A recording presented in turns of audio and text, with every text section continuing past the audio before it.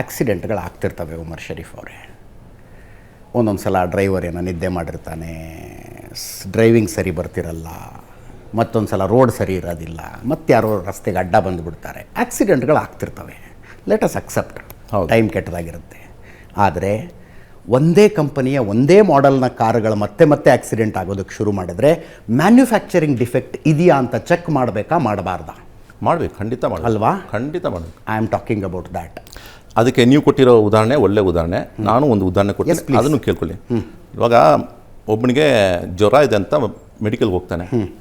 ಅಲ್ಲಿ ಬಂದು ಅವ್ನಿಗೆ ಬೇಕಾಗಿರೋದು ಪ್ಯಾರಾಸಿಟಮಾಲ್. ಓಕೆ, ಪ್ಯಾರಾಸಿಟಮಾಲ್ ಕೊಡ್ರಪ್ಪ, ಕ್ರೋಸಿನ್ ಅಂತ ತೊಗೊಳ್ತಾನೆ. ಓಕೆ, ಅದು ಒರಿಜಿನಲ್ ಆಗಿರಬೇಕು. ಡೂಪ್ಲಿಕೇಟ್ ಮ್ಯಾನುಫ್ಯಾಕ್ಚರ್ ಆದರೆ ಅದನ್ನು ಕಂಡುಹಿಡಿಯೋದು ಯಾರ ಕೆಲಸ? ಮಾರ್ಕೆಟ್ನಲ್ಲಿ ಪ್ಯಾರಾಸಿಟಮಾಲ್ ತಿಂದರೆ ಒಳ್ಳೇದು ದೇಹಕ್ಕೆ, ಹೌದು. ಕ್ರೋಸಿನ್ ತೊಗೊಂಡ್ರೆ ನಿನಗೆ ಫೀವರ್ಗೆ ಒಳ್ಳೇದು, ಹೌದು. ಆದರೆ ಅಲ್ಲಿ ಡೂಪ್ಲಿಕೇಟ್ ಬರ್ತಿದ್ದಲ್ಲ, ಆದರೆ ಕ್ರೋಸಿನೇ ತೊಗೊಳ್ಬೇಡಿ ಅಂತ ಹೇಳಕ್ಕಾಗತ್ತಾ? ಇಲ್ಲ ಪ್ಯಾರಾಸಿಟಮಾಲೇ ತಪ್ಪಂತ ಹೇಳಕ್ಕಾಗತ್ತಾ? ಸೊ ಇದರಲ್ಲಿ ಏನಂದ್ರೆ ಉದಾಹರಣೆ ನೀವು ಕೊಟ್ಟಿದ್ದು ಸರಿ ಇದೆ, ನಾನು ಕೊಟ್ಟಿರೋದು ಸರಿ, ನೀವು ಕೊಟ್ಟಿದ್ದು ಸರಿ ಇದೆ. ಇನ್ನೊಂದು ಒರಿಜಿನಲ್ ನಾನು ಹೇಳೋದಂದ್ರೆ ನೋಡಿ, ಮಾರ್ಕೆಟ್ನಲ್ಲಿ ಡೂಪ್ಲಿಕೇಟ್ ಪ್ರಾಡಕ್ಟ್ ಬಂದಿರೋದನ್ನ ತಡೆ ಮಾಡೋಕ್ಕೆ ನಾವು ಕೂಡ ಕೆಲಸ ಮಾಡಬೇಕು. ಮುಸಲ್ಮಾನರು, ಕಾಶ್ಮೀರ್ನಲ್ಲಿ ಇರತಕ್ಕಂಥ ಮುಸಲ್ಮಾನರು ಕೂಡ ಇವತ್ತಿಗೆ ಪ್ರೊಟೆಸ್ಟ್ ಮಾಡಿದ್ದಾರೆ, ನಿಮಗೂ ಗೊತ್ತಿದೆ.